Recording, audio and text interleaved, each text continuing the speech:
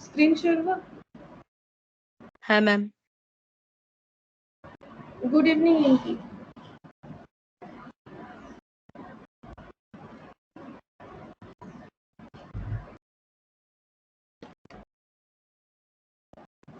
Good evening इनकी।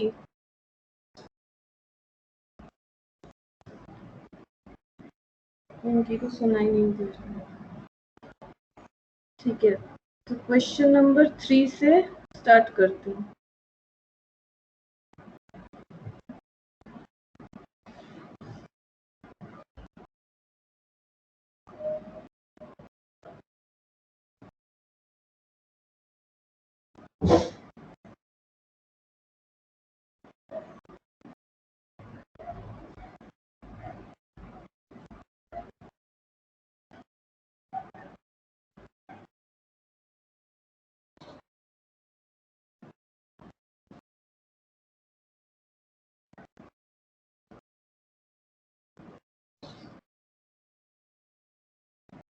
Good evening Vishal. Good evening. अच्छा देखो, क्वेश्चन नंबर 3 होमवर्क दिया हुआ था, तो ये वाला नहीं हुआ है, तो देखो क्या है। City bus service limited runs the following fleet of buses with in the limits of Ajmer city. Ajmer city के अंदर बस चल रहा है और बस का देखो दो पार्ट किया हुआ है, 10 बसेस 15 बसेस, तो टोटल 25 बसेस है। लेकिन अलग अलग क्यों है? क्योंकि 10 बसेस का कैरिंग मतलब पैसेंजर कैरिंग कैपेसिटी है 50 और 15 बसेस का है 40, ठीक है, तो इसीलिए अलग अलग किया है। ओवरऑल 25 बसेस है। ऑन एन एवरेज ईच बस मेक्स 10 ट्रिप्स ए डे। अच्छा, ट्रिप मतलब क्या होता है, ये चीज ध्यान में रखो। यहाँ पर क्वेश्चन में यही वाला पॉइंट है, शायद इसलिए तुम लोगों का नहीं हुआ हो। ट्रिप मतलब होता है जाना और आना, ठीक है, मतलब जाके रिटर्न आना, इसे ही बोलते हैं ट्रिप, पूरा कंप्लीट करना। तो 10 ट्रिप्स ए डे, एक दिन में 10 ट्रिप, एक एक बस का 10 ट्रिप होता है, covering A distance of 8 kilometre in each trip, ठीक है। 8 किलोमीटर का जो डिस्टेंस है वो ईच ट्रिप का है। मतलब ये देखो, इसका मतलब यहाँ पर देखो क्या होगा,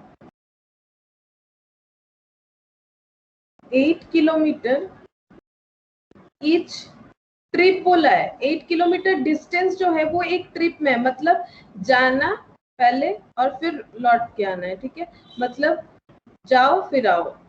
आउटवर्ड और इनवर्ड जर्नी जो है, तो ये पूरा जो जर्नी है ये पूरा 8 किलोमीटर हो रहा है, ठीक है। अगर तुम लोग इसे 8 किलोमीटर एंड 8 किलोमीटर कर रहे हो तभी शायद गलत हो रहा है, बिकॉज ये ट्रिप का पूरा कवर मतलब डिस्टेंस बता दिया, पूरे ट्रिप का डिस्टेंस क्या है, तो फिर 8 अलग से नहीं होगा, क्योंकि 8 किलोमीटर डिस्टेंस कवर नहीं बोला है, 8 किलोमीटर ईच ट्रिप। और ट्रिप का मतलब भी है मतलब जाके फिर वापस आना है, ठीक है। ट्रिप का मतलब ये पूरा डिस्टेंस को कवर करना है, इसीलिए शायद गलत हो सकता है। तो यहाँ पर ईच ट्रिप बताया, ऐसा ये वाला लैंग्वेज और किसी भी क्वेश्चन में नहीं था। And 75% of the seat are occupied, 75% seat occupied होगा, मतलब 50 का 75% और 40 का 75%। The annual record shows that 5 buses are generally required to be kept away front road each day for repairs, ठीक है। तो 5 बसेस जो है इसे अलग रखा जाता है रिपेयर्स करने के लिए, मतलब रिपेयर के लिए 5 बसेस डेली नहीं, मतलब 25 में से 5 ऐसा बस होता है जो नहीं चलता है because of repair. The following expenses were incurred by the company during March 2010। Garage rent, ये मार्च 2010 यानी मंथली दे दिया है। देखो, garage rent and insurance fixed हो जाएगा, road and vehicle tax fix हो जाएगा, सैलरी ये जितना भी है सारा फिक्स होगा। Chief operating manager 1500, 3 assistant manager 800 into 3 हो जाएगा, ईच बोला है। 4 सुपरवाइजर तो 400 इंटू 4, 25 ड्राइवर्स तो 240 इंटू 25, 100 क्लीनर 30 क्लीनर्स 100 ईच तो 100 into 30, office staff 4000। Consumable stores तो ये सारा फिक्स्ड हो गया 1 2 3। कंज्यूमेबल स्टोर्स ये जो है ये वेरिएबल होगा, पेट्रोल वेरिएबल होगा, लुब्रिकेंट्स वेरिएबल होगा, replacement of tyre and tube, replacement of tyre and tubes ये भी वेरिएबल होगा, गैस इलेक्ट्रिसिटी ये फिक्स्ड बता दिया है तो फिक्स्ड में ही लिखना है। मिसलेनियस फिक्स्ड एक्सपेंस ये भी फिक्स्ड में ही जाएगा, फिक्स्ड डिनोट कर दिया। रिपेयर्स जो है 3500, रिपेयर्स मंथली है तो इसे हम लोग क्या करेंगे, इसे हम लोग वेरिएबल लेंगे। अगर यही रिपेयर्स पर एनम होता तो इसको हम लोग फिक्स्ड में ले लेते। Compute cost per passenger kilometer considering depreciation of 6500 as running cost यानी वेरिएबल कॉस्ट।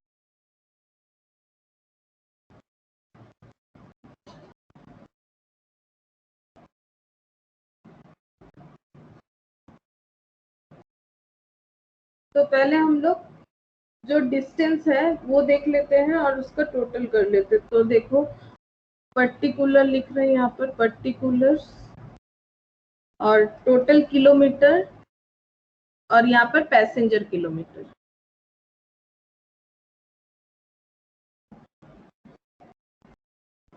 तो 50 पैसेंजर्स, अच्छा पहले बस लिखते हैं, 10 बसेस लिखते हैं, 10 बसेस और 15 बसेस, ठीक है। और टोटल किलोमीटर कितना हो जाएगा, देखो यहाँ पर बोला है कि 8 किलोमीटर पर ट्रिप, ये क्वेश्चन में बताया, इंटू 10, नंबर ऑफ ट्रिप्स है 10 तो इंटू 10, ठीक है। तो कितना किलोमीटर हो जाएगा, 80 किलोमीटर, ठीक है। ऐसा एक बस के बारे में है तो फिर 10 बसेस है तो इंटू 10 बसेस, ठीक है। नंबर ऑफ बसेस 10 इंटू, अब ये तो एक दिन का हुआ, एक दिन में एक बस 8 किलोमीटर एक ट्रिप में जाएगा तो 10 ट्रिप में कितना किलोमीटर जाएगा ये पता चल जाएगा हम लोगों को। देन 10 बसेस, क्योंकि 10 बस है, ये जो है ये तो एक बस के लिए, एक बस एक ट्रिप में 8 किलोमीटर जाता है तो 10 ट्रिप में 10 इंटू 8 किलोमीटर, और 10 बसेस कितना जाएगा तो 10 इंटू 10 इंटू 8, और यहाँ पर है इसके साथ 31 डेज। 31 डेज इसलिए क्योंकि देखो क्वेश्चन है मार्च का, क्वेश्चन में देखो क्या लिखा हुआ है, क्वेश्चन है for the month of March, ये देखो for the month of March, तो हम यहाँ पर 31 डेज ले रहे हैं। तो फिर ये टोटल किलोमीटर पता चल जाएगा पूरे मंथ का, क्योंकि हम लोग को जो एक्सपेंस है वो मंथली दिया हुआ है। तो यहाँ पर कैलकुलेट करके देखो कितना आ रहा है। ম্যাম বলছি যে এটার সঙ্গে ইনটু 2 করব না, ও কারণ 8 কিলোমিটার যাবে 8 কিলোমিটার আসবে। না ওটাই তো প্রথমে বোঝালাম স্টার্টিং এ যে 8 কিলোমিটার যাবে আসবে না, বিকজ 8 কিলোমিটার ইচ ট্রিপ, ওটাই মেন ছিল কোশ্চেনটাতে, ওটাই বলে দিলাম একদম স্টার্টিং এ, ওটাই বললাম যেটা রব করলাম এক্ষুনি। 8 কিলোমিটার ডিস্টেন্স কভার বলেনি, 8 কিলোমিটার ইন ইচ ট্রিপ, আর ট্রিপ মানেই হচ্ছে যাওয়া আসা দুটো মিলিয়ে 8 কিলোমিটার, বিকজ এখানে কোশ্চেনটাতে এটাই আলাদা ছিল যেটা অন্য কোনো কোশ্চেনে ছিল না, যে 8 কিলোমিটার নরমালি ডিস্টেন্স বলা থাকে, এখানে বলেছে 8 kilometer in each trip, trip মানেই হচ্ছে যাওয়া প্লাস আসা, সেই কারণে ইনটু 2 করব না আমরা, ঠিক আছে। এখানে 5টা বাস লেস হবে না? না ওটা লাস্টে করব, ঠিক আছে, ওইটা আমি ডিডাক্টটা লাস্টে করে দেবো, ওটা এখানেও মাইনাস করে করতে পারো, সেটা কোনো প্রবলেম নয়। যেটা 5টা বাস যেটা আউট অফ সার্ভিস থাকে তো সেটা কি করে বুঝবো আমরা যে এটার মধ্যে থেকে না এটার মধ্যে থেকে। एक बात समझो, यहाँ पर बोला जा रहा है ना कि 5 बसेस जो है वो रिपेयर्स के लिए हमेशा मतलब रूट में हमेशा नहीं चलता है। ये देखो यहाँ पर बताया ना, the annual record shows that 5 buses are generally required to be kept away from road each, ये फ्रॉम होगा from road each day for repairs. तो यहाँ रोड में नहीं चलता है 5 बसेस, लेकिन वो 5 इसमें से है या इसमें से है कैसे पता चलेगा, हम लोग को तो नहीं बताया कि ये वाला जो है इसमें से 5 बस या फिर इसमें से 5 बस। ओवरऑल 25 में से 5, तो पहले हम लोग 25 का कैलकुलेशन करेंगे, फिर 5 वाला, यहाँ पर ही 5 देना है, यहाँ पर ही 5 देना है, ये तो हम लोग को नहीं पता चल रहा है ना। समझ में आया क्यों हम यहाँ पर 5 नहीं दे रहे हैं? বিশাল জিজ্ঞেস করছিল তো। Yes ma'am. হ্যাঁ বুঝতে পারল, হ্যাঁ কেন আমাকে তো মেনশন করেনি না যে আমি এখান থেকেই 5টা বাস মানে বন্ধ রাখি না এখান থেকে রাখি, সেজন্য আমি টোটাল করে পরে 5টা বাসের আলাদা ক্যালকুলেশন করতাম, ঠিক আছে। Okay ma'am. 8 kilometer per trip into 10 trip into 15 bus into 31 days। तो देखो कितना हो रहा है, ये वाला कितना हो रहा है देखो,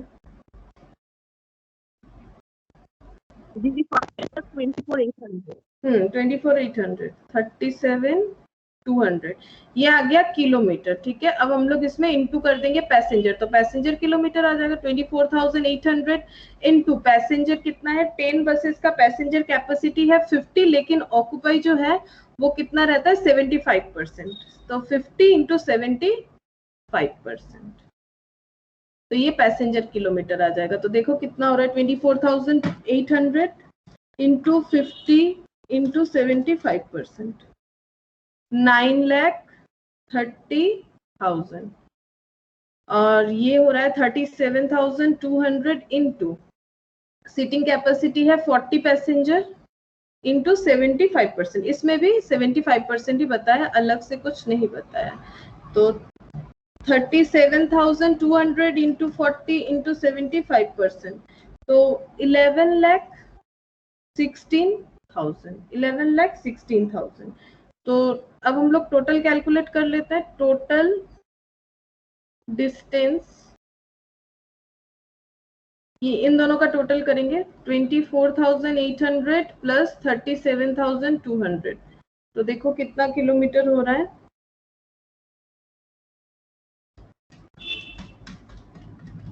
62,000 किलोमीटर, और टोटल पैसेंजर किलोमीटर,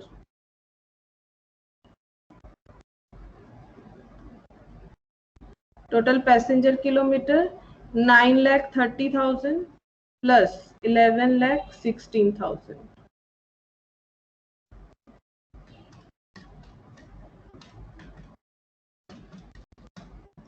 20,46,000। लेकिन अभी कंप्लीट नहीं है, क्योंकि 5 बसेस ऐसा है जो रोड पे नहीं चलता है। ठीक है, तो फिर वो रिपेयर्स के लिए अलग रह रहा है, तो फिर उसके लिए हम लोगों को कैलकुलेशन करना है। सिंस 5 बसेस आउट ऑफ 25, ठीक है, क्योंकि यहाँ पर हम लोग को मेंशन नहीं किया है कि ये 10 में से 5 या 15 में से 5, तो टोटल जो 25 है उसमें से 5, ठीक है, तो उसमें से 5 बसेस को हम लोग को डिडक्ट करना है। Since 5 buses out of 25 buses are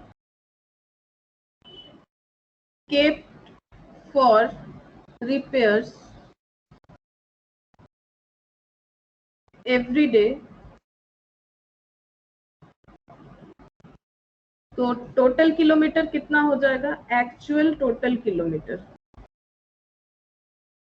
तो देखो हम लोग का टोटल किलोमीटर आया है 62,000 आया है, टोटल किलोमीटर आया है 62,000, लेकिन ये कितने बस के लिए आया है, ये 62,000 आया है हम लोगों का 25 बस के लिए। ठीक है, और हम लोग को कितने बस का कैलकुलेशन करना पड़ेगा, 20, क्योंकि 5 बसेस रिपेयर्स के लिए बैठा रहता है। ठीक है, तो 62,000 डिवाइडेड बाय 25 इंटू 20, तो 49,600 ये हो गया इफेक्टिव किलोमीटर, क्योंकि 5 बसेस तो चलता ही नहीं है। और एक्चुअल पैसेंजर किलोमीटर, तो पैसेंजर किलोमीटर हम लोग का आया है 20,46,000 आया है, 20,46,000। ये कितने बसेस के लिए है, 25 इंटू 20, तो 20,46,000 into 20 divided by 25, 16,36,800 passenger kilometre. तो ये पॉइंट जो था इसमें थोड़ा अलग था, बाकी इसका जो एक्सपेंस का कैलकुलेशन है वो इजी है, वो ज़्यादा टफ नहीं है, बिकॉज पेट्रोल वगैरह सभी का एक्सपेंस बता के रखना है। तो पहले लिखेंगे ऑपरेटिंग कॉस्ट स्टेटमेंट,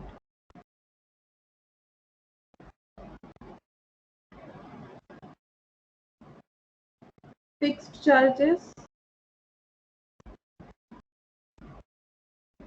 और वेरिएबल चार्जेस। तो फिक्स चार्जेस यहाँ पर लिख लेते हैं पर मंथ, और यहाँ पर लिखेंगे पर पैसेंजर किलोमीटर।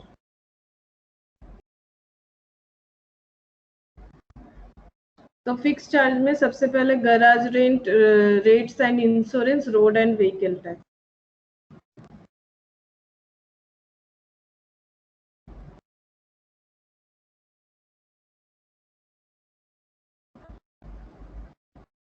रेंट रेट्स 2500, ये पूरे मार्च महीने का दिया हुआ है तो मंथली है। Road and vehicle tax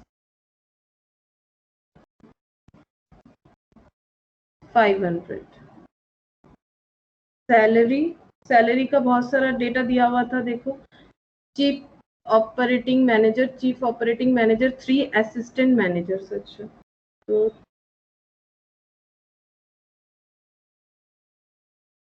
chief operating manager 1500,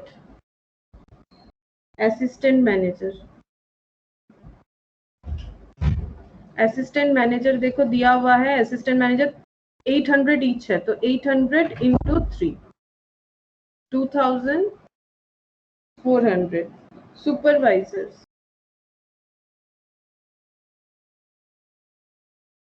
supervisor का है, देखो 4 सुपरवाइजर है, तो 4 इंटू 400 1600।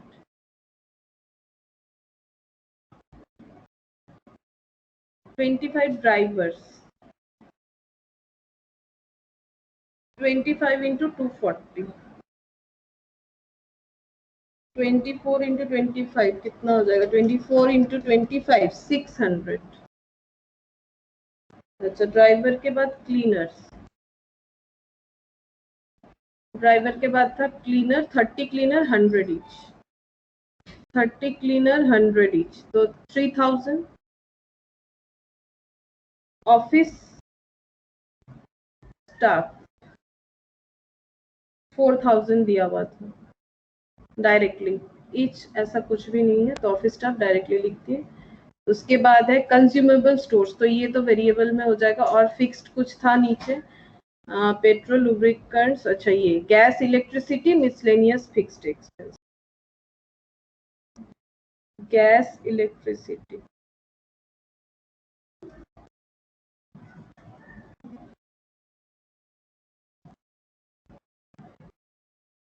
गैस, इलेक्ट्रिसिटी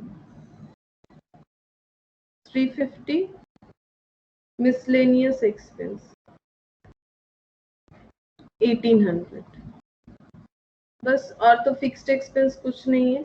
अब हम लोग को इसको टोटल करना है, टोटल करने से मिल जाएगा टोटल फिक्स्ड एक्सपेंस। यहाँ पर टोटल करना पड़ेगा, टोटल फिक्स्ड एक्सपेंस मिल जाएगा, फिर उससे डिवाइड करेंगे तो फिर यहाँ पर पैसेंजर पर किलोमीटर पता चल जाएगा। उसके बाद हम लोग को करना है वेरिएबल, तो तुम लोग टोटल करो, हम यहाँ पर हेडिंग करते हैं रनिंग एक्सपेंस।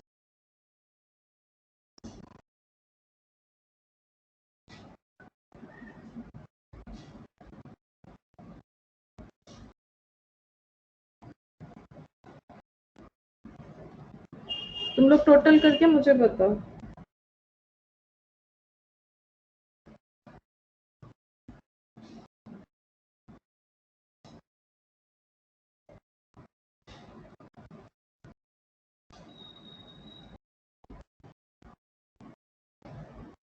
Total 23650.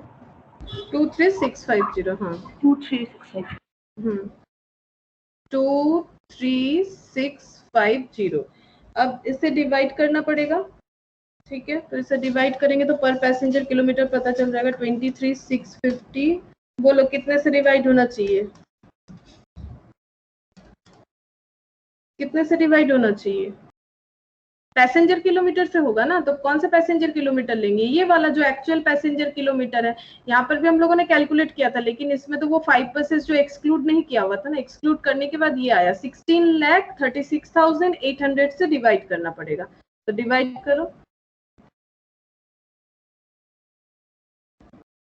तो यहाँ पर आ जाएगा, डिवाइड करने से मेरा आ रहा है 0.01444 इस तरह से आ रहा है, तो मैंने यहाँ पर 2 4 लिया है, 0.0144, ठीक है। अब रनिंग एक्सपेंस, तो रनिंग एक्सपेंस में क्या क्या है? कंज्यूमेबल्स है, consumable stores, petrol, lubricants, repairs, consumable stores 4500, lubricants 5500, lubricants 5000, replacement of tire tube 1750, replacement of tire tube, replacement of tire tube, repairs, petrol, repairs था शायद 3500, पेट्रोल है 24000, पेट्रोल है 24000 और रिपेयर्स है 3500।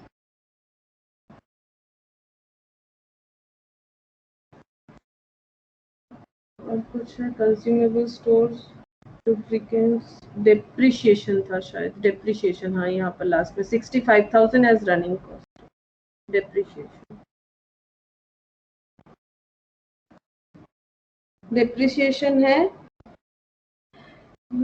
6500। अब हम लोग को क्या करना है, यहाँ पर इसका टोटल लगाएंगे, टोटल वेरिएबल कॉस्ट, फिर टोटल कॉस्ट कैलकुलेट करेंगे, टोटल वेरिएबल कॉस्ट, और यहाँ पर पैसेंजर किलोमीटर। इसमें वेरिएबल में क्या होता है, हर एक डेटा का अगर हम लोग पर पैसेंजर कैलकुलेट करेंगे तो बेटर होता है, नहीं तो ओवरऑल भी कर सकते हो लास्ट में। तो अगर हम लोग अलग अलग करते हैं तो फर्स्ट वाले का आएगा 0.0027। अच्छा, उसके बाद भी तुम लोग डिवाइड करके देख सकते हो, 16,36,800 से 0.0034 आ रहा है।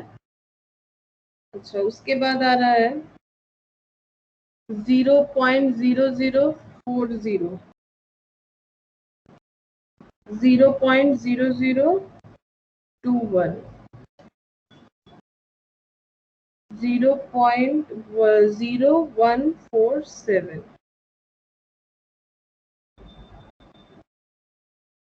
कंज्यूमेबल स्टोर्स का 4500 डिवाइडेड बाय 16,36,800, 16,36,800, 0.00, ठीक है, 5500 डिवाइड 16,36,800, तो 0.0034, 1750 डिवाइडेड बाय 16,36,800, तो 0.0010। अच्छा, ये रिप्लेसमेंट ऑफ टायर ट्यूब का गलत है, ये 00, ये 11 आ रहा है, ये 11 आ रहा है, 11। अच्छा, उसके बाद रिपेयर्स, रिपेयर्स का आ रहा है 0.0021, ठीक है, पेट्रोल का 0.0, ठीक है, ये वाला भी, और ये 6500 है, 6500 डिवाइडेड बाय 16,36,800, 0.004। अब टोटल वेरिएबल कॉस्ट बताओ कितना हुआ, मैंने तो ये कैलकुलेट कर दिया, बताओ कितना हुआ टोटल? 45750। 45750। अच्छा, और यहाँ पर लिखेंगे टोटल कॉस्ट, तो फिक्स प्लस वेरिएबल 45750 और 23,650,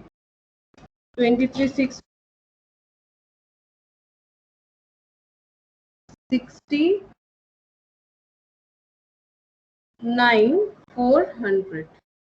अच्छा, 69,400 डिवाइडेड बाय 16,36,800, तो ये ओवरऑल आ जा रहा है 0.0424 ऐसा आ रहा है, 424 पर पैसेंजर। और इसका तुम लोग चाहो तो कैलकुलेट करके देख सकते हो ये कितना आ रहा है, 0.0027 plus 0.0034 plus 0.0011 plus 0.0021 plus 0.0147 plus 0.004, तो 0.028, तो 0.028 प्लस 0.0144,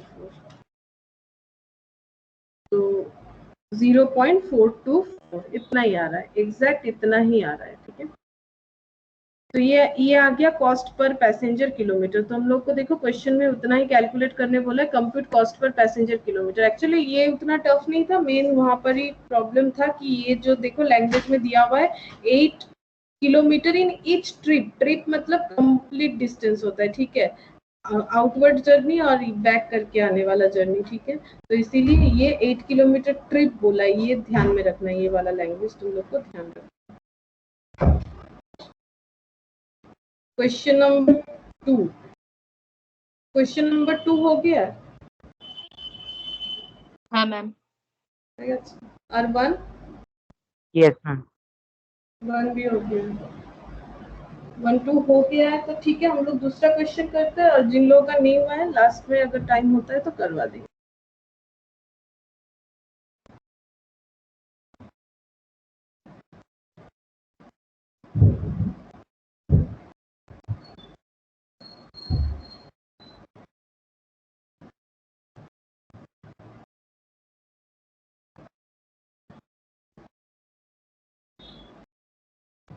अच्छा, ये वाला करेंगे, होटल का ये वाला सम्स। ये वाला लास्ट टर्म में ऐसा एक क्वेश्चन आया था, लास्ट टर्म में ऐसा एक क्वेश्चन आया था। देखो क्या है, XYZ limited runs A holiday home. For this purpose, it has hired a building at a rent of 10,000 per month, along with 5% of total takings.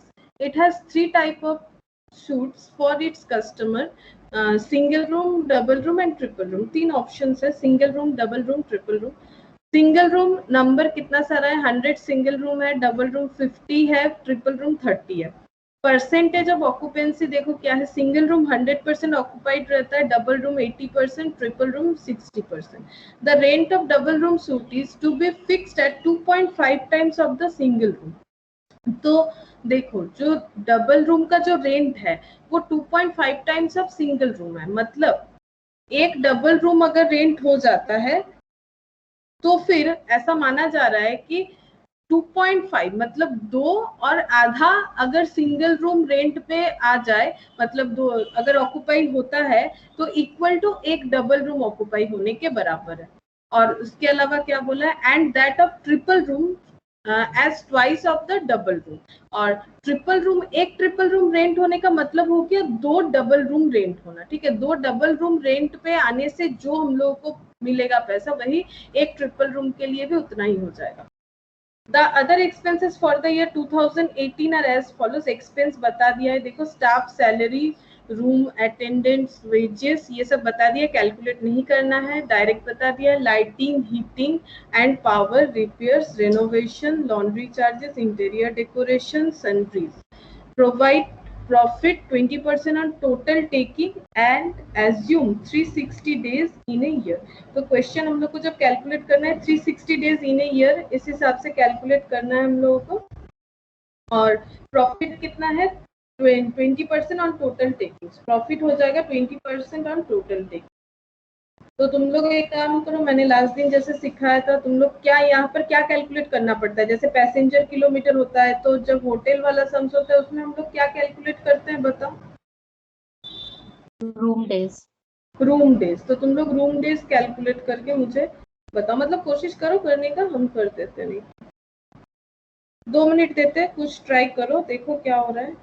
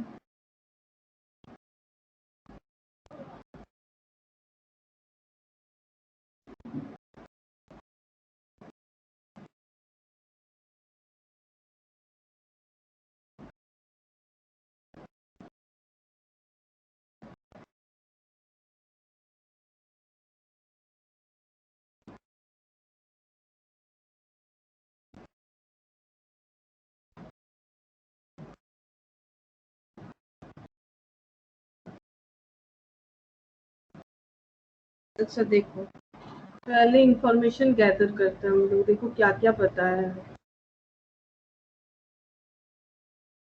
Single room है 100, ठीक है, डबल रूम है 50, ट्रिपल रूम भी 30 है। Occupancy 100%, 80%, 60%। अब यहाँ पर एक चीज बताया है कि the rent of double room जो होगा वो 2.5 ऑफ सिंगल रूम है। तो पहले यही वाला डेटा लिखते हैं, इससे बहुत हेल्प हो जाएगा। तो ये देखो, यहाँ पर पहले ये वाला चीज लिखते हैं, 1 डबल रूम रेंट, ठीक है, एक डबल रूम रेंट हो गया, तो इक्वल टू क्या होगा, 2.5 टाइम्स ऑफ सिंगल रूम। अच्छा, और 1 ट्रिपल रूम, एक ट्रिपल रूम रेंट में आ गया, मतलब कितना बोला है सिंगल रूम का, सिंगल रूम का नहीं बोला है, डबल रूम का बोला है। देखो 2.5 times of single room and that of triple room as twice of the double room, twice of the double room, double room का ट्वाइस,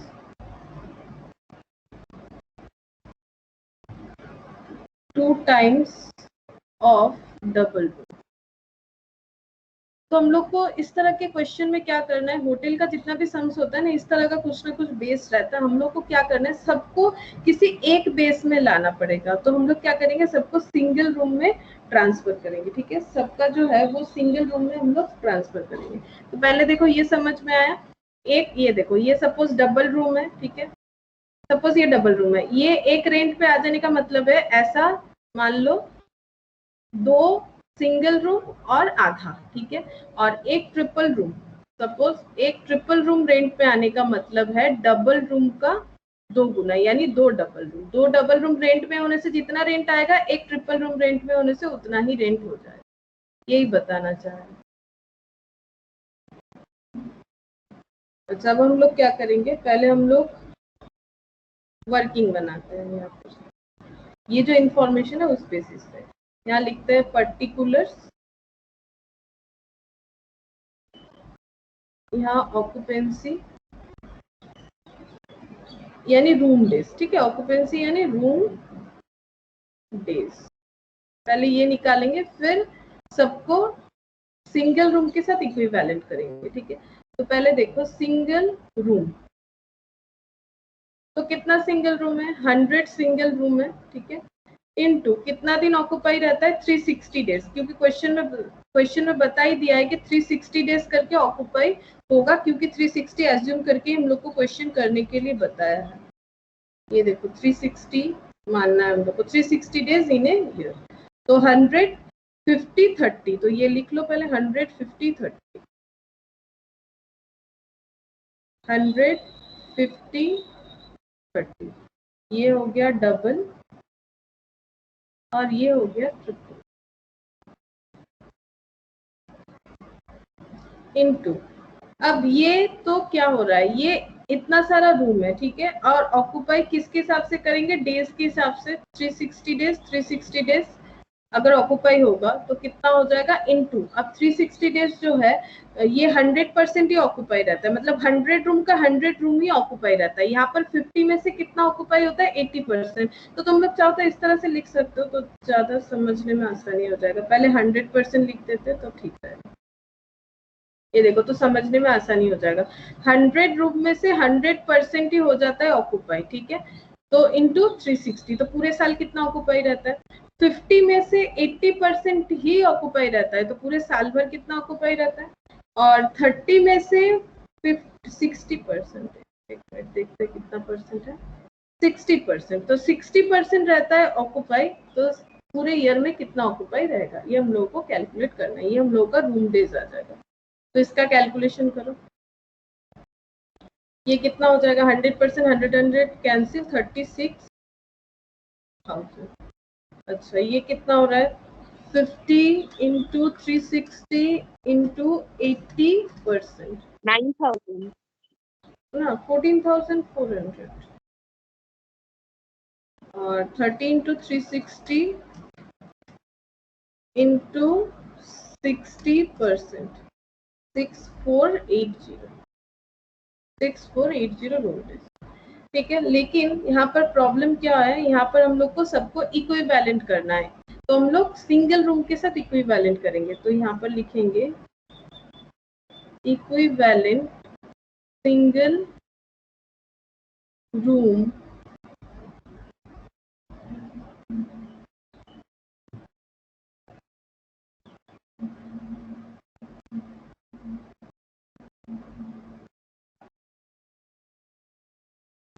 यहाँ पर लिख देते हैं नेचर।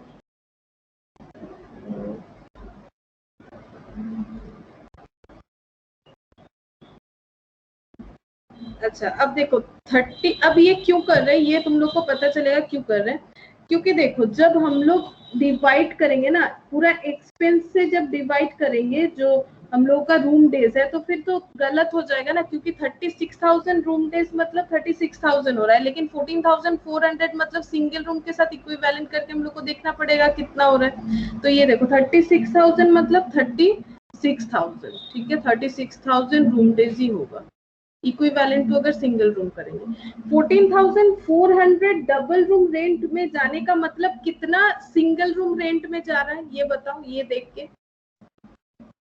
ये तो लिखा हुआ है 14,000, एक डबल रूम मतलब 2.5 टाइम्स ऑफ सिंगल रूम, तो 14,400 डबल रूम मतलब 14 इंटू 2 नहीं 2.5, 2 नहीं होगा 2.5 होगा। 14,400 इंटू 2.5 टाइम्स, क्योंकि इतना सारा डबल रूम मतलब कितना सिंगल रूम होगा, क्योंकि एक डबल रूम मतलब 2.5 टाइम्स ऑफ सिंगल रूम है, तो इंटू 2.5 टाइम्स, तो ये हो जाएगा 36,000। ये हो जाएगा 36,000, 14,400 इंटू 2.5 तो 36,000 रूम डेज, ठीक है। उसके बाद ये बताओ क्या होगा 6480 ट्रिपल रूम मतलब कितना सारा सिंगल रूम, ये बताओ।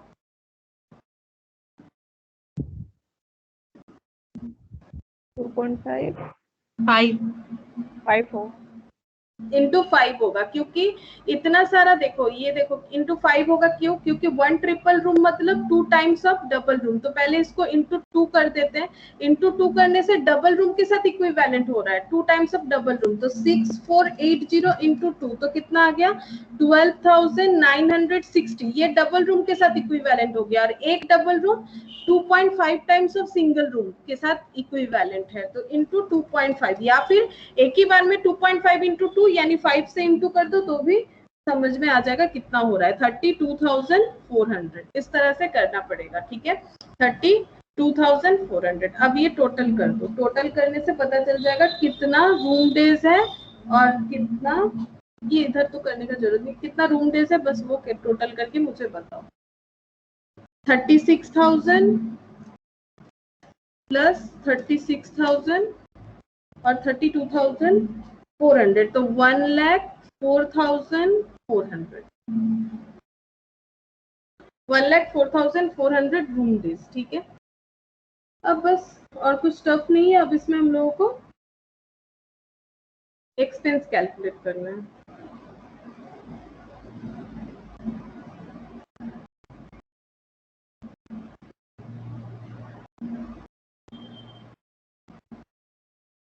Statement of total cost,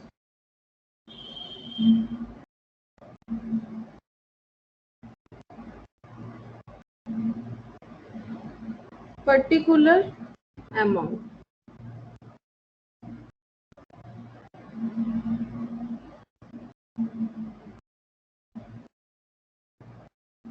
particular में देखो पहले क्या आ रहा है, मतलब कौन सा एक्सपेंस आ रहा है वही लिखेंगे। यहाँ पर देखते हैं, पहले आ रहा है staff salary, staff salary, room attendance wages, just यही वाला जो है ये लिखते जाना हम लोगों को, तो लाइन बाय लाइन ये लिखेंगे। तो staff salary 14,25,000, room attendance wages 4,50,000, lighting, heating, and power 2,15,000. Repairs, renovation, laundry charges. Repairs and renovation. Repairs and renovation 1,23,500 है. Laundry charges. Laundry charges 80,500. Laundry charges 80,500. Interior decoration, sundries. Interior decoration, sundries. Interior decoration 74,000. Sundries 1,53,000. 1,53,000. और क्या बोला है? और बोल रहा है कि provide profit at the rate of 20% on total takings assume 360 days बोला है. ठीक है, और कुछ बोला है, चेक करते हैं. और ये एकदम स्टार्टिंग में बोला है बिल्डिंग रेंट है 10,000 पर मंथ. तो बिल्डिंग रेंट कैलकुलेट करेंगे. Building rent 10,000 into 12.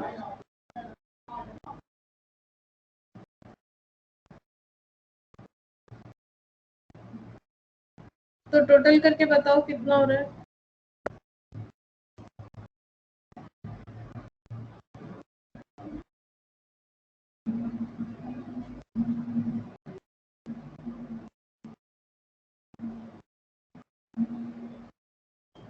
$14,25,000, 4,50,000, 2,15,000, 1,23,500, 80,500, 74,000, 1,53,000 और 26,41,000. हाँ 26,41,000. ये हो जा रहा है टोटल कॉस्ट. टोटल कॉस्ट हो गया 26,41,000. बट हम लोग को क्वेश्चन में क्या कैलकुलेट करने बोला है? हम लोग को बोला है कि रूम का रेंट जो है वो हम लोगों को एक्चुअली कैलकुलेट करना है. देखो यहाँ पर calculate the rent to be charged. ठीक है, तो अब रेंट मतलब जो है वो प्रॉफिट लगा के होगा. रेंट मतलब तो सेल वैल्यू हो गया ना. तो हम लोग को कॉस्ट पता चल गया है. प्रॉफिट जो है 20% है. प्रॉफिट जो है वो 20% है.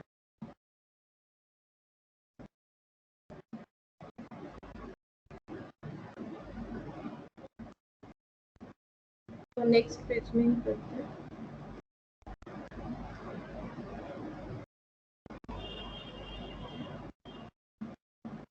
तो लेट टेकिंग्स.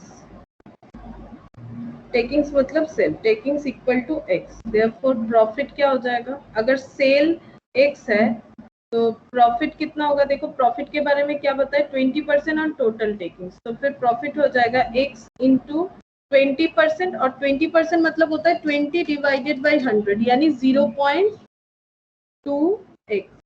0.2x हो जाएगा.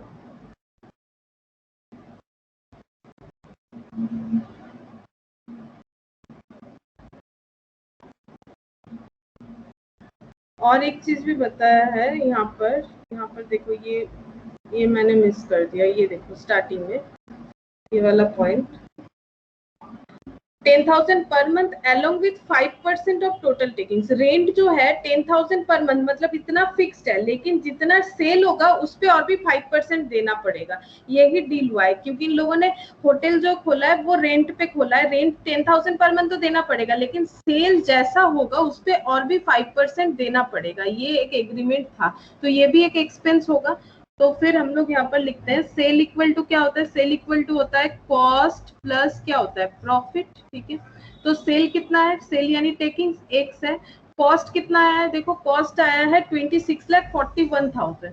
तो कॉस्ट आया है 26,41,000, बट इसमें वो 5% जो है ना एक्स्ट्रा, ये देखो एक्स्ट्रा जो देना है रेंट का 5% ऑफ टोटल टेकिंग्स वो मिस है।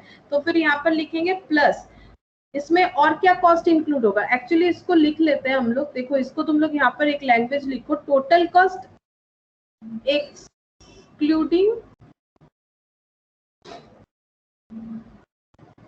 excluding rent 5% on takings. ये टोटल कॉस्ट तो है, लेकिन इसमें हम लोगों ने एक कॉस्ट और नहीं जोड़ा है।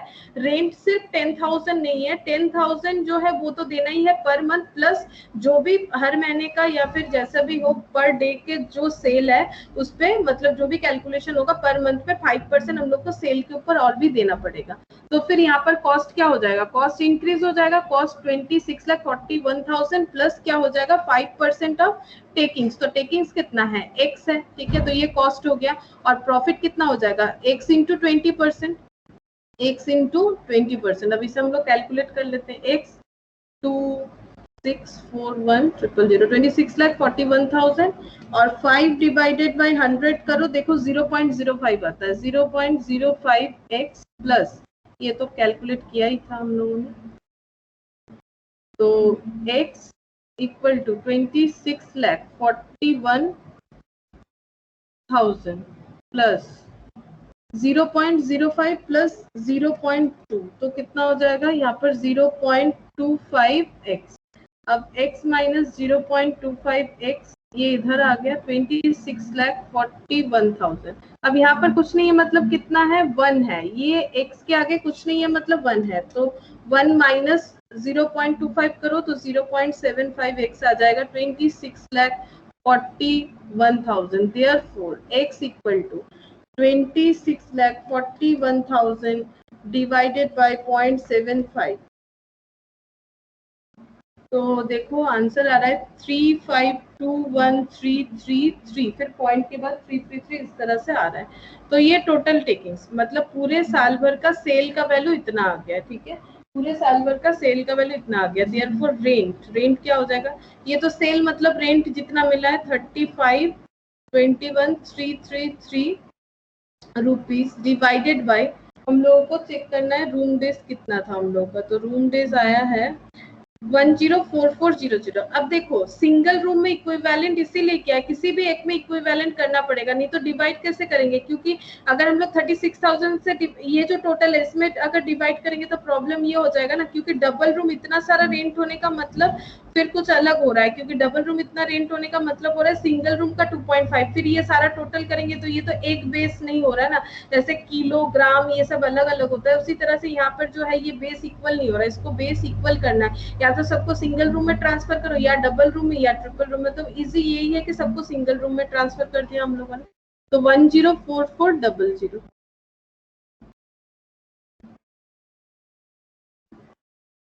104400 डिवाइड करो 33.729 आ रहा है, तो 73 लिख देते हैं।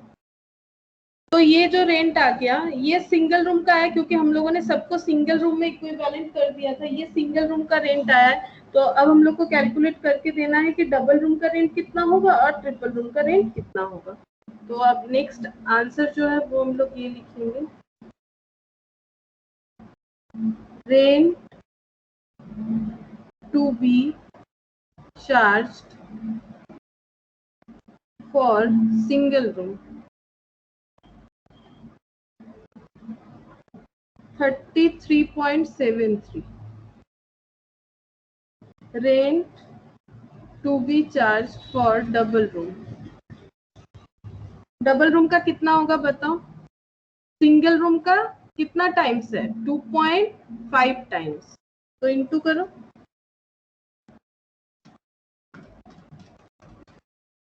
$84.33 होगा, 84.325 आ रहा है तो 33 कर दिया मैंने।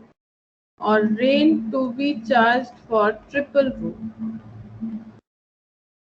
तो ट्रिपल रूम का रेंट कितना होगा, सिंगल रूम से अगर इक्विवेलेंट करना है 33.73 इंटू इंटू 5 डायरेक्टली कर दो, इंटू 5 तो हो जाएगा 33.73 इंटू 5 तो 168.65 रुपीज 168.65 ये हो जाएगा ट्रिपल रूम का रेंट। अब चाहो तो तुम लोग इसे पहले 2 फिर 2.5 ऐसे भी कर सकते हो, बात एक ही है। 2 इंटू 2.5 करते हैं तो वो डायरेक्टली 5 ही आता है, जो मैंने यहाँ पर ऑलरेडी तुम लोग को समझाया यहाँ पर।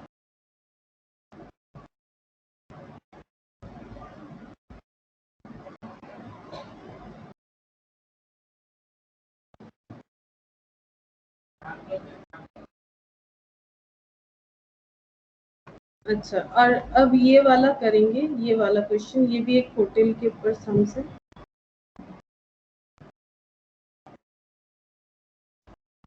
देखो क्या बोला क्वेश्चन में, यहाँ पर बोला है A hotel has 3 types of room, A B C 3 type का रूम है। Suggest what rent should be charge for each type of room on the basis of the following information. हम लोग को इन्फॉर्मेशन दिया हुआ है, उससे हम लोग को कैलकुलेट करना है कि रेंट कितना होना चाहिए।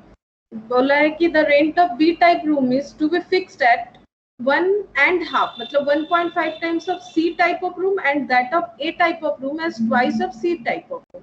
मतलब बी रूम का रेंट जो है वो सी रूम के रेंट के 1.5 गुना है, और ए टाइप रूम जो है वो सी टाइप रूम के 2 गुना है। तो पहले ये वाला इंफॉर्मेशन तुम लोग को लिख लेना चाहिए। There are 20 A types room, 30 B types room and 100 C types rooms in the hotel. Normally 60% of A type room, 80% of B type room and 90% of C type room are occupied. तो occupancy बता दिया in summer, ठीक है, in winter। लेकिन winter में क्या हो जाता है, 20% of A, 20% of B and 50% of C type rooms are occupied। अब यहाँ पर सीजन एंड ऑफ सीजन आ गया है। क्वेश्चन आगे वाले क्वेश्चन के तरह ही है, लेकिन यहाँ पर 2 चीज मेंटेन करना है, एक सीजन एक ऑफ सीजन। तो सीजन में ऑक्यूपेंसी अलग होता है, ऑफ सीजन में ऑक्यूपेंसी अलग होता है। होटल एक्सपेंस बता दिया है, सैलरी स्टाफ का बताया है, room attendance salary when occupied. अब यहाँ पर हम लोग को वो कैलकुलेट करना पड़ेगा। ऑक्यूपाइड जब होता है तो समर में क्या दिया जाता है, 40 पर डे, 30 पर day, 20 per day according to the room type. Winter में 60, 45, 30 वो भी रूम टाइप के ऊपर डिपेंड करती है। Room attendants also get tips from the guest. अच्छा, उसके बाद lighting per month if occupied for full month. Lighting जो है अगर फुल मंथ ऑक्यूपाई होता है for both summer and winter, A type room 1200, B type room 900, C type room 600। Repairs and maintenance 5 lakh per 4,20,000 per annum. Decoration 5 lakh per annum. Sundry expense 7,65,500 per annum. तो सारा data ही expense का per annum दे के रखा है, ठीक है। Depreciation दिया हुआ है, बिल्डिंग और फर्नीचर पे परसेंटेज बता दिया है, 5% ऑफ 140 लाख और 10% ऑफ 30 लाख। समर में भी assume for 7 month, 7 month summer यहाँ पर एज्यूम करने बोला जा रहा है, and winter for 5 months in a year. Normal days in a month में बी टेकन एज 30। तो अगर हम लोग मंथली का कुछ भी कैलकुलेशन करते हैं तो उसे 30 मान के करना है। प्रॉफिट ऑन कॉस्ट इज 25, तो कॉस्ट के ऊपर प्रॉफिट है 25। सबसे पहले हम लोग को कैलकुलेट करना चाहिए रूम डेज। तो अभी तो मैंने तुम लोग को सिखाया, तुम लोग रूम डेज मुझे कैलकुलेट करके बताओ। तुम लोग करो, हम भी कर रहे हैं।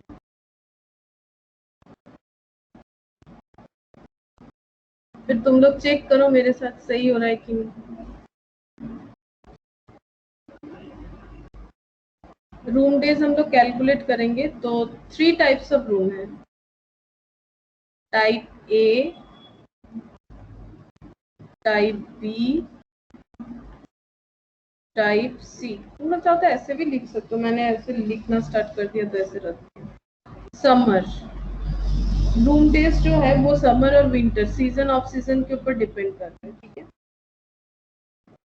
अब देखो टाइप ए जो है वो रूम कितना सारा है 20, लेकिन उसमें ऑक्यूपाई कितना होता है 60%, ठीक है।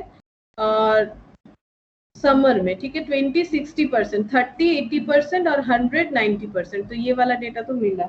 तो हम लोग यहाँ पर लिखेंगे 20, 30, 100। तो पहले लिख लेते हैं 20, 30, 100। 20, 30, 100 ये नंबर ऑफ रूम्स हो गया। और ऑक्यूपेंसी जो है समर में 60, 80, 90, 60, 80, 90। तो 60%, 80% और 90%।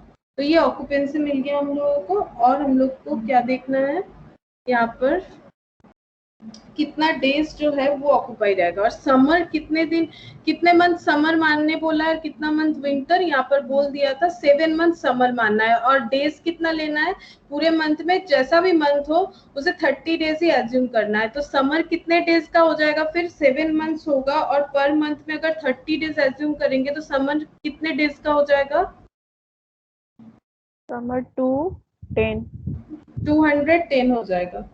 210 हम एक लिख देते हैं, 30 इंटू 7, ठीक है, बाकी सब में 210 लिख देते हैं, 210 210। अब इसका कैलकुलेशन करो, देखो कितना हो रहा है, ये तीनों का कैलकुलेशन करके देखो कितना हो रहा है, फिर विंटर का कैलकुलेशन करेंगे। तो ऑक्यूपेंसी है 20 रूम में 60%, तो ऑक्यूपेंसी 12 रूम का हो जाएगा इंटू 30 इंटू 7, तो 2520 रूम डेज, 2520। ये वाला हो जाएगा 30 इंटू 80% इंटू 210, तो 24 इंटू 210 5040। और ये 90 इंटू 210, 100 कैंसिल, 90 इंटू 210 इंटू 90, तो 18,900, ठीक है। अब विंटर का देखो, विंटर में कितना मंथ होगा, 5 मंथ्स और 30 डेज, तो कितना हो जाएगा 5 मंथ्स और 30 डेज मतलब 150, ठीक है, तो 150 लिखेंगे सब में। और रूम डेज कितना हो जाएगा 20, रूम तो उतना ही रहेगा लेकिन ऑक्यूपेंसी चेंज हो जाएगा, तो ये कितना हो रहा है 30 और ये कितना है 100, बस ऑक्यूपेंसी चेक करेंगे और यहाँ पर इंटू 150, ये वाला जो है, ये 150 वाला जो है वो लिखना पड़ेगा। तो ऑक्यूपेंसी जो चेंजेस हुआ है वो है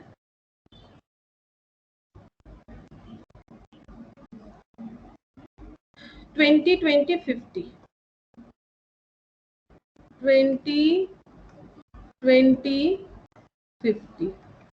तो बताओ कितना हो रहा है, ये तो 4 रूम हो गया 600, ये 600 हो रहा है, ये 30 इंटू 26, 6 इंटू 15 900, और ये हो जाएगा 50 इंटू 15 मतलब 7500। अब टोटल रूम डेज कैलकुलेट करो, ये तीनों का टोटल कर लो तो रूम डेज आ जाएगा, मतलब ये रूम डेज आ चुका है, इसे टोटल करो तो टोटल रूम डेज आ जाएगा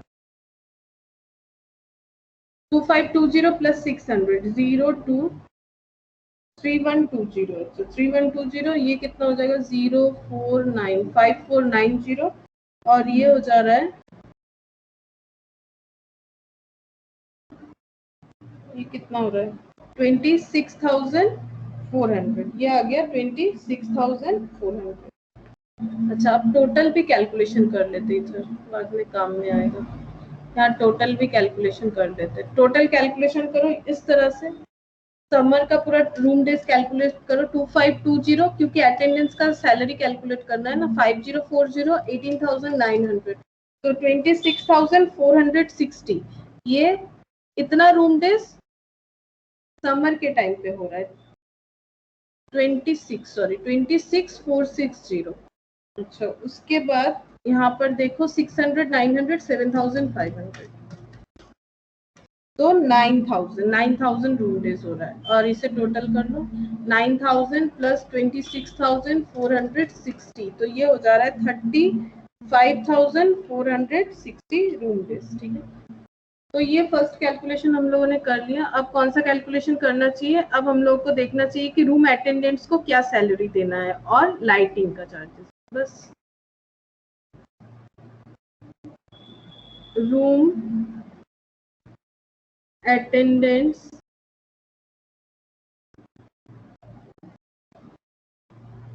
सैलरी, तो समर में अलग हो जाएगा, विंटर में अलग हो जाएगा, समर और विंटर में अलग अलग होगा, और अलग रूम के लिए अलग होगा, जैसे type A, type B, type C. तो अब देखो किस बेसिस पे दिया जाता है, 40 पर डे, समर पे 40 per day depend on the occupancy, ठीक है।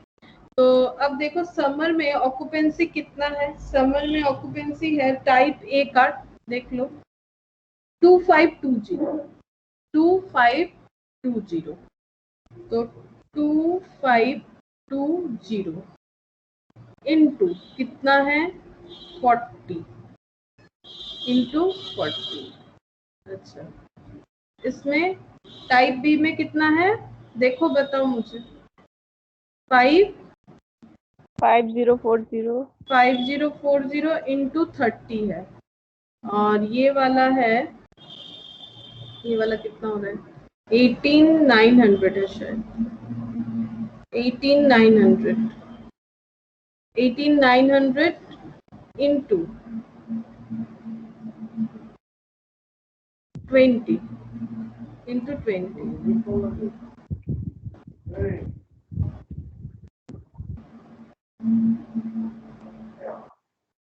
तो यहाँ पर कैलकुलेट करके देखो कितना आ रहा है वैल्यू, वैल्यू कैलकुलेट करो। ये विंटर जो इसे रब करके थोड़ा नीचे लिख लेते हैं ताकि वैल्यू लिख पाए। वैल्यू बताओ कितना हो रहा है, इक्वल टू टाइप ए का आ रहा है 1,08,000, 1,08,000, टाइप बी का आ रहा है 1,51,200।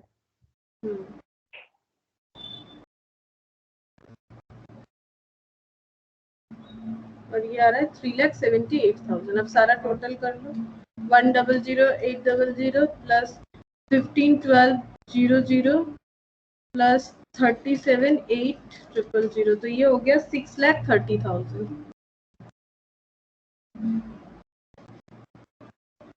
अब विंटर में देखना है हम लोगों को, विंटर में क्या हो रहा है ऑक्यूपेंसी। तो विंटर का ऑक्यूपेंसी तुम लोग चेक करो, देखो 600, 900 और 7,500 था, 600, 900 और 7,500।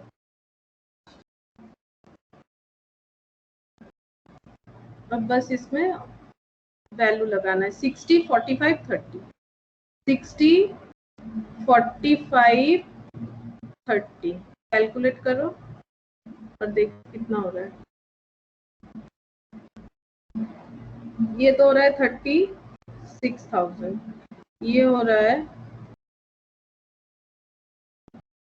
40,500 और ये हो रहा है 22,500। तो टोटल देखो कितना हो रहा है ना, सॉरी 2,25,000।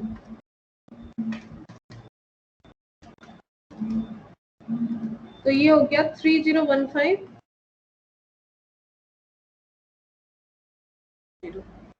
और इन दोनों का टोटल देख लो 931500। अब पूरे साल में अटेंडेंस को जो हम लोग को पेमेंट करना है उसका टोटल करेंगे समर और विंटर मिला के। तो देखो टाइप ए रूम के लिए कितना खर्चा हो रहा है, this one plus this one, और इसमें इतना और इसमें इतना, तो टोटल करो ये कितना हो रहा है 1,36,800। ये वाला देखो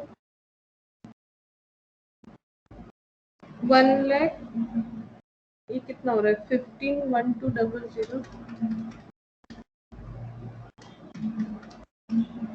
1,90,000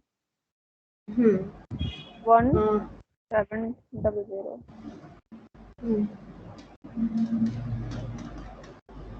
और ये वाला 3,78,000 प्लस 2,25,000।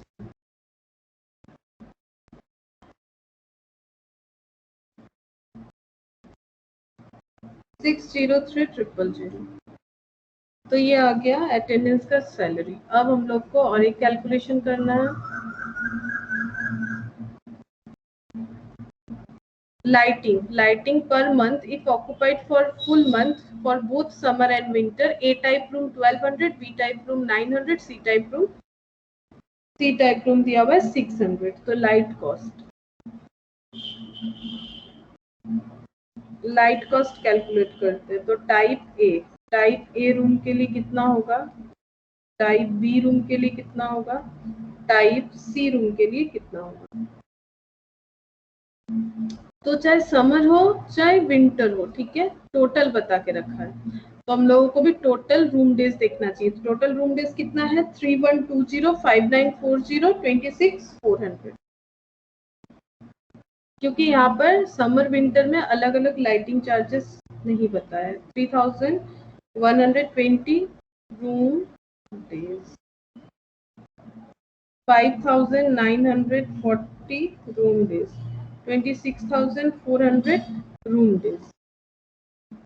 अब इंटू क्यों कर रहे हैं, देखो यहाँ पर जो है ये बता के रखा है पूरे साल का, क्योंकि विंटर एंड समर मिला के पूरा ईयर है, पूरे ईयर में 1200, ठीक है, पूरे साल में 1200 का रेंट है, तो ₹1200, और ये डेज में है तो ये तो पूरे साल का है, तो डिवाइडेड बाय क्या कर देंगे, ये इतना रूम डेज है, डिवाइडेड बाय 30 करेंगे।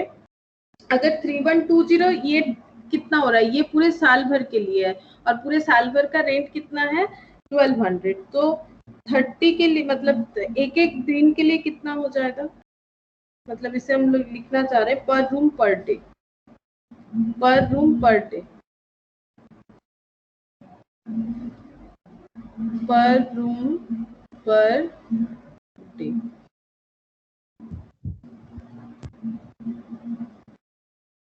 ₹900 divided by 30, ₹600 divided by,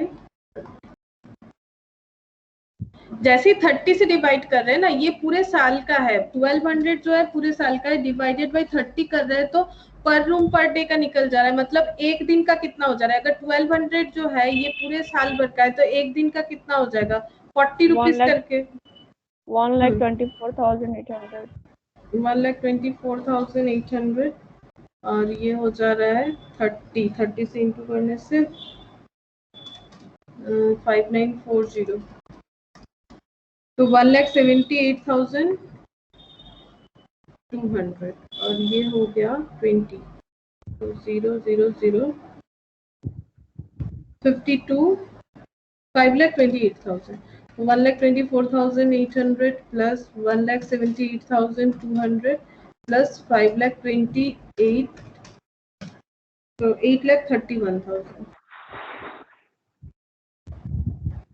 ये हो गया टोटल लाइट कॉस्ट। ये जो है टोटल लाइट कॉस्ट होगा, बिकॉज लाइट कॉस्ट जो है ये पूरे ईयर का बता के रखा है 1200, ठीक है, तो हम लोगों ने एक एक दिन का कैलकुलेट कर लिया। Wow wow.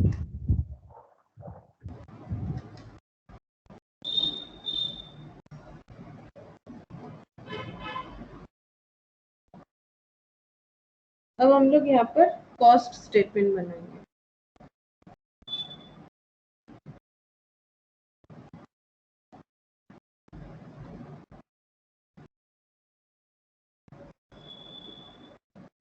तो यहाँ पर जो है डायरेक्टली लिखते जाओ, जैसे कि स्टाफ सैलरी है, repairs, maintenance, decoration, sundry expense, और उसके साथ जो भी हम लोगों ने 2 पॉइंट कैलकुलेट किया। Staff salary 22 lakh, room attendant salary ये हम लोगों ने कैलकुलेट किया, रूम अटेंडेंट सैलरी ये हम लोगों ने कैलकुलेट किया 9 लाख, ये देखो total 931,500।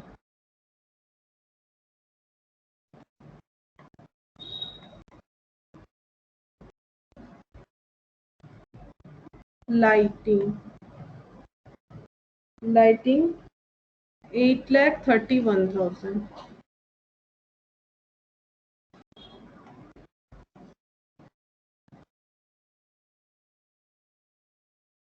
repairs and maintenance, repairs and maintenance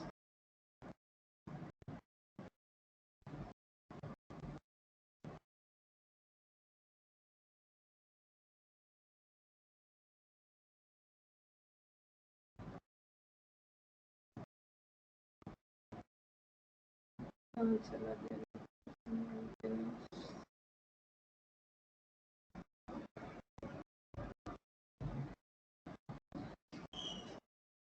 4,20,000, ये रहा 4,20,000, ठीक है, 4,20,000। Decoration 5 lakh,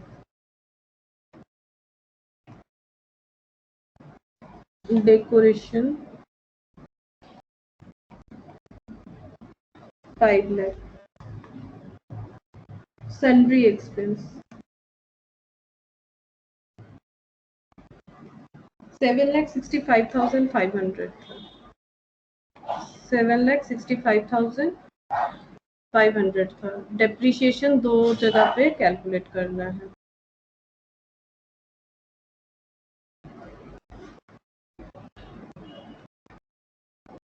Depreciation on building.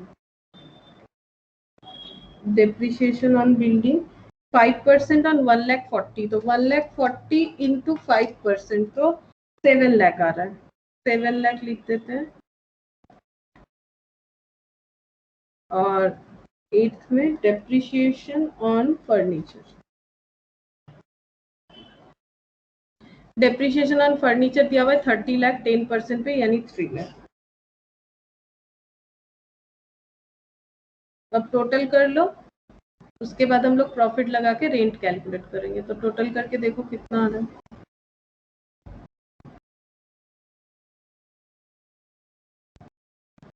22 lakh, 9,31,500, 8,31,000, 4,20,000 plus 5 lakh,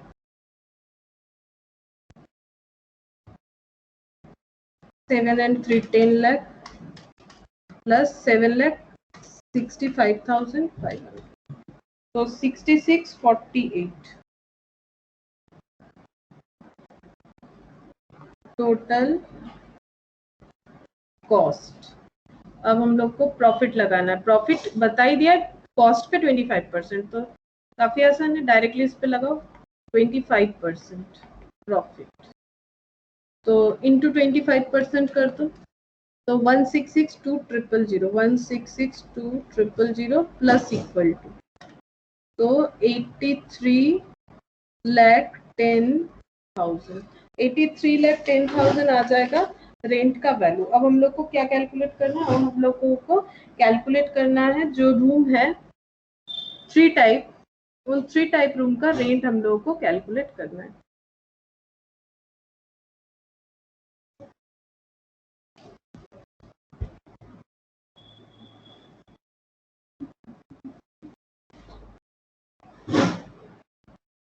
Amount of rent to be charged. Rent कितना चार्ज करेंगे वो हम लोग को कैलकुलेट करना है. टाइप ए, टाइप बी और टाइप सी.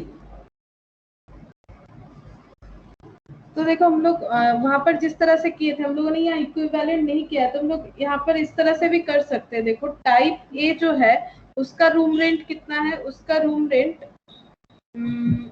अगर मान लो हम लोग इस तरह से करते हैं कि देखो जैसे यहाँ पर क्या बोला था. एक बार ये रेट करवा देते हैं तुम लोगों को. यहाँ पर बोला है कि the rent of B type room is to be fixed at 1.5 time of C type room and that of A type room as twice of C type room. C type room का twice. ठीक है. तो हम लोगों को मान लेना चाहिए कि C type room का रेंट कितना है X. अगर हम लोग मान लेते हैं C type room का रेंट X है तो फिर A type का कितना होगा. क्योंकि A type room was twice of that C type room. तो फिर A type room का रेंट हो जाएगा 2X. ठीक है. ए टाइप रूम का रेंट हो जाएगा 2x और बी टाइप रूम का रेंट हो रहा है 1.5 टाइम्स ऑफ सी टाइप. तो सी टाइप कितना है x. तो 1.5x हम लोग इस तरह से भी लिख सकते हैं. तो ये अगर हम लोगों ने x मान के किया तो देखो उसमें हम लोग इक्विवेलेंट नहीं भी करेंगे तो चलेगा. अब हम लोग टोटल कलेक्शन लिखेंगे. टोटल कलेक्शन ये तो है. ये हम लोगों ने जो एज्यूम किया है पर रूम पर डे. ठीक है. ये है पर रूम पर डे. एक रूम में एक दिन का रेंट मैंने कैलकुलेट किया. और टोटल कलेक्शन क्या हो रहा है टाइप ए, टाइप बी और टाइप सी से. टोटल कलेक्शन क्या होगा. टाइप ए जो है फुल्ली ऑक्युपाइड देखो उसका कितना है 3,120 था. 3,120, 5,940 और 26,400 ओवरऑल ईयर में इतना ऑक्युपाई रह रहा है. ठीक है. 3,120, 5,940 2640, ये इतना ऑक्यूपेंसी है 26,400, और इस रूम का रेंट कितना है 2x, तो कितना कलेक्शन होगा, एक रूम का अगर 2x रुपीज कलेक्शन होगा तो इतने रूम डेज का कितना होगा, ये हो जा रहा है 1.5x और ये हो जा रहा है x। तो यहाँ पर टोटल कितना आ रहा है, देखो यहाँ पर आ जाएगा 6240x, यहाँ पर आ जाएगा 8910x, यहाँ पर आ जाएगा 26,400x, और टोटल करो, टोटल करने से देखो कितना आता है 26,400, 8910 प्लस 6240, तो यहाँ पर आ जाएगा 41,550। ठीक है, ये टोटल कलेक्शन हो रहा है, टोटल कलेक्शन हो रहा है, और इतना कलेक्शन ये जो है ये 83,10,000 के बराबर है, बिकॉज ये जो कलेक्शन है ये तो रेंट का कलेक्शन है, तो ये इक्विवेलेंट टू कितना है 83,10,000 जो हम लोगों ने कैलकुलेट किया, तो 41,550x इज इक्वल टू 83,10,000, तो यहाँ से x कैलकुलेट कर दो, 83,10,000 डिवाइडेड बाई 41550, तो 200 हो रहा है, रुपीज 200। तो अब यहाँ पर ही हम लिख दें, यहाँ पर देखो हम लिख देते हैं और पेज नहीं चेंज करें, टाइप सी का रूम रेंट हो गया रुपीज 200 पर रूम पर डे, ये हो जाएगा 300 पर रूम पर डे, और ये हो जाएगा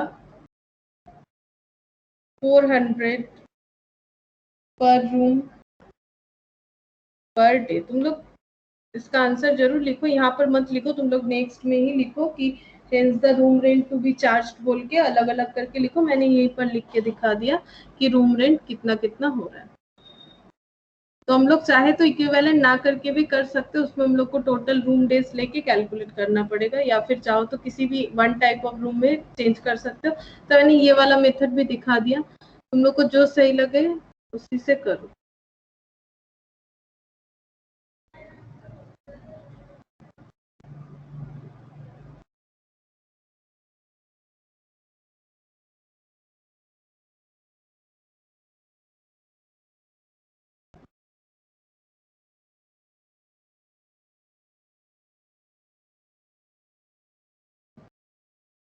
अच्छा देखो, जितना सारा टाइप्स होता है मैंने सारा ही करवाया, ठीक है, और इसके बाहर तो कुछ ज़्यादा टाइप्स होता नहीं है, मैक्सिमम ट्रांसपोर्टेशन का ही ज़्यादा टाइप्स ऑफ सम्स होता है, तो मैंने वो करवाया, और नया कुछ नहीं करवाना है मुझे। हम तुम लोगों को एक प्रैक्टिस के लिए सेंड करेंगे, उसको उससे तुम लोग प्रैक्टिस कर सकते हो जो भी अनसॉल्व है, या फिर चाहो तो ये भी काफ़ी है, इसे ही प्रैक्टिस कर सकते हो। और ये जो है ये क्वेश्चन नंबर 1 एंड 2 ये क्या हो गया है सबका, अगर नहीं हुआ है तो हम अभी कर देते क्योंकि टाइम है, अगर जिन लोगों का हो गया है ठीक है, जिन लोगों का नहीं हुआ है, अगर नहीं हुआ है किसी का तो हम कर देते 1 एंड 2, क्योंकि 3 होमवर्क था जिसमें से मैंने 3rd नंबर करवा दिया था, लेकिन 1 2 काफी लोगों का हो गया, अगर हो गया जिन लोगों का ठीक है, अगर नहीं हो रहा है तो हम करवा देंगे, अगर कोई बोल रहा है तो कि नहीं नहीं होगा तो हम करवा देंगे, और अगर तुम लोग नहीं किए हो तो वो तो अलग बात है। देखो क्या बोल रहे हो, करवाना है, अरे बता दो। না ম্যাম এগুলো হয়ে গেছিল।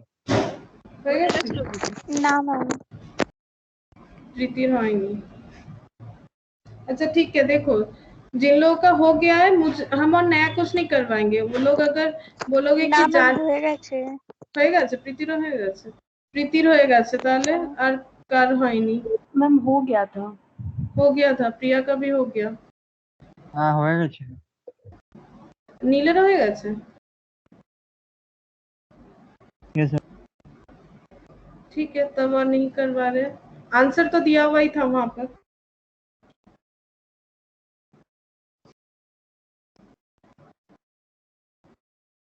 अच्छा एक थ्योरी लिखवाना था, वो लिखवा देते हैं, ये एक थ्योरी आता है कभी कभी, ये लिखवा देते हैं बस, तो ऑपरेटिंग कॉस्टिंग कंप्लीट।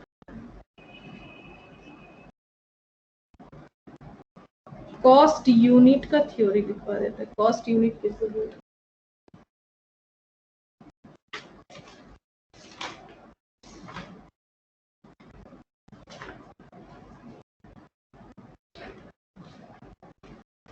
हेडिंग करो cost unit,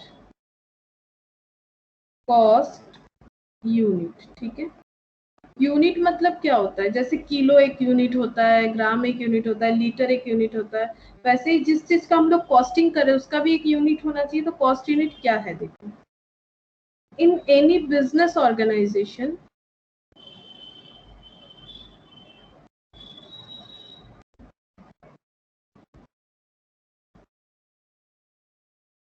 the cost is increased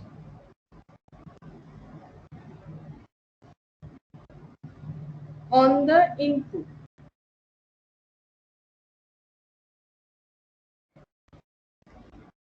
मतलब हम लोग क्या इनपुट दे रहे हैं उसके बेसिस पे हमारा कॉस्ट बढ़ रहा है। जैसे रॉ मटेरियल इनपुट दिए, वेजेस दे दिए, अदर एक्सपेंस कुछ है, ओवरहेड है, तो इनपुट क्या हो रहा है उसके बेसिस पे हमारा कॉस्ट जो है वो बढ़ रहा है। But is to be recovered from the customer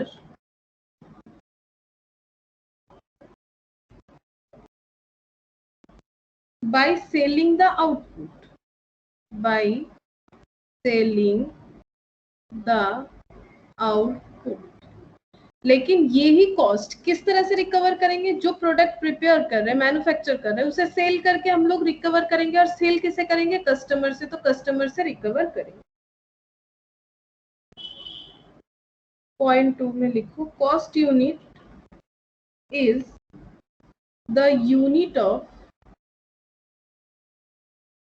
the product in terms of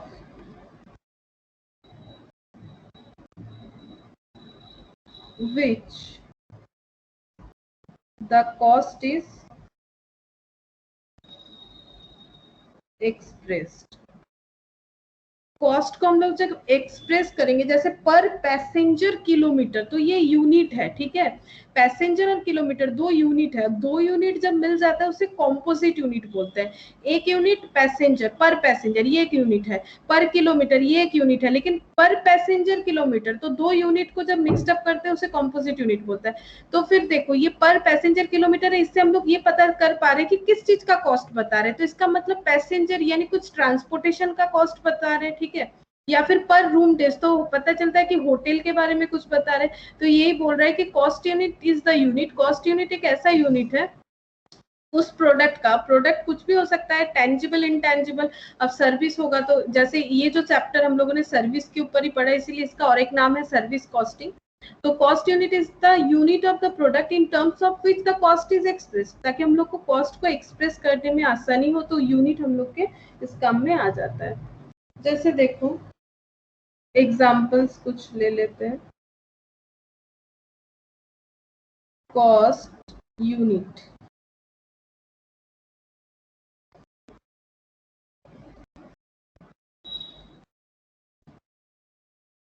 coaching class, coaching class का कॉस्ट यूनिट क्या होता है, पर स्टूडेंट।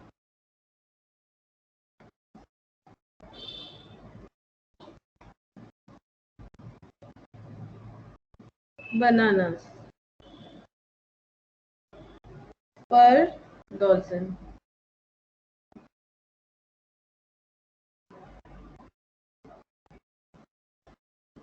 पेट्रोल और डीजल पर किलोमीटर हो सकता है, या फिर पर पैसेंजर बेसिस पे भी हम लोग कैलकुलेट कर सकते हैं। ट्रांसपोर्ट पर पैसेंजर किलोमीटर, या फिर अगर मतलब ये अगर गुड्स ट्रांसपोर्ट है तो फिर पर टन किलोमीटर हो सकता है, और ह्यूमन बींग्स के लिए है तो पर पैसेंजर किलोमीटर हो सकता है। तो ये कुछ एग्जांपल्स बताया मैंने कॉस्ट यूनिट का, क्या एग्जांपल्स है। और कॉस्ट यूनिट अगर ऐसे आ जाए थ्योरी कॉस्ट यूनिट, तो हम लोग इस तरह से लिख सकते हैं। And last point, point 4, the objective of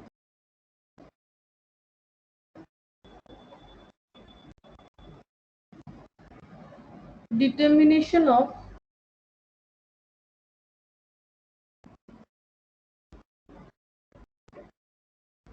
cost unit is to be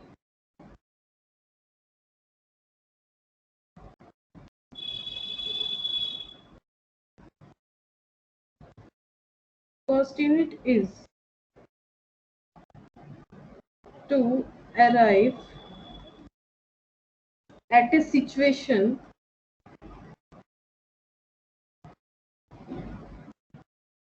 where the cost can be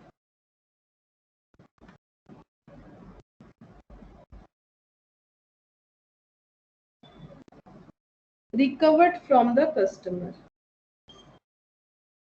Recovered from the customer. तो क्या बोला है देखो, the objective of determination of cost unit is to arrive at a situation where the cost can be recovered from the customer. इससे क्या होता है, हम लोग कस्टमर से कॉस्ट कितना रिकवर करना है वो भी कैलकुलेशन करना हम लोगों के लिए आसान हो जाता है। तो कभी कभी कॉस्ट यूनिट का पूछ लेता है थ्योरी, तो मैंने बता दिया व्हाट इज कॉस्ट यूनिट। और कॉम्पोजिट मैंने ऐसे ही बताया, लिखवाया नहीं। कॉम्पोजिट कॉस्ट यूनिट मतलब जब एक के साथ और एक यूनिट के साथ और एक यूनिट एडजस्ट हो जाता है तो उसे हम लोग बोलते हैं कॉम्पोजिट कॉस्ट यूनिट। जैसे पैसेंजर किलोमीटर, टन किलोमीटर, इसे हम लोग बोलते हैं कॉम्पोजिट कॉस्ट यूनिट। बस काफी कुछ कर लिया हम लोगों ने इसमें। बहुत अच्छी तरह से हम लोगों ने पूरा चैप्टर कंप्लीट कर लिया है। अब बस तुम लोग को प्रैक्टिस करना है।